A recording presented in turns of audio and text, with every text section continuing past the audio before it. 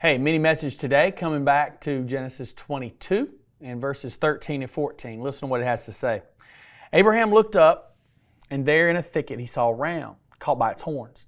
He went over and took the ram and sacrificed it as a burnt offering instead of his son.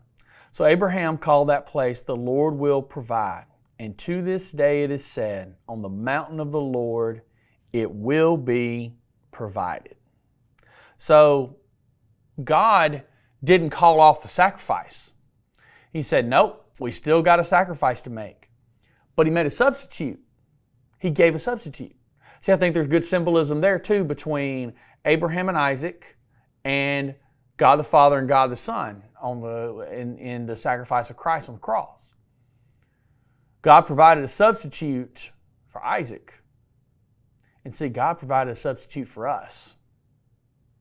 See, we should have been the one facing God's judgment.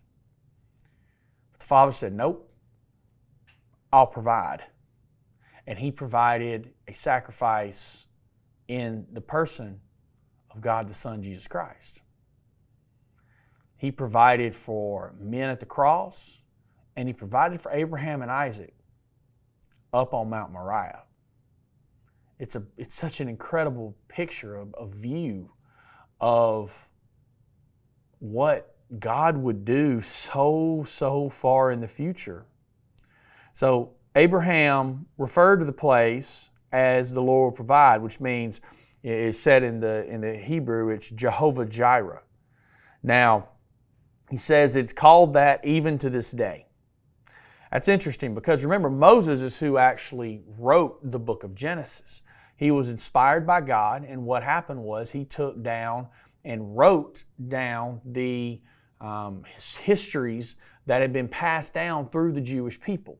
You know, there was a oral tradition, oral histories. Maybe there'd even been some other things that were written before that as well, but Moses put everything together under the guidance of God. So even to the time of Moses, Mount Moriah in this location was known as the Lord will provide. So Moses here is giving us such a clear picture of Jesus being compared to Isaac, and he doesn't even know it yet.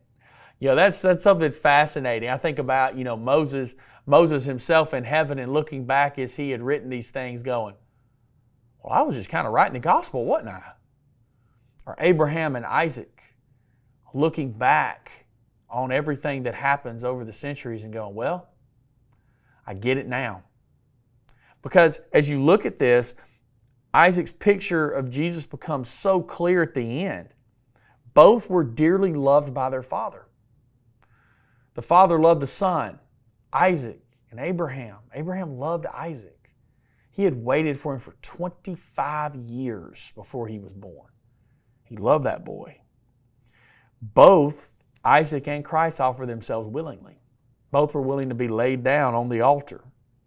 Both carried wood up the hill for their own sacrifice.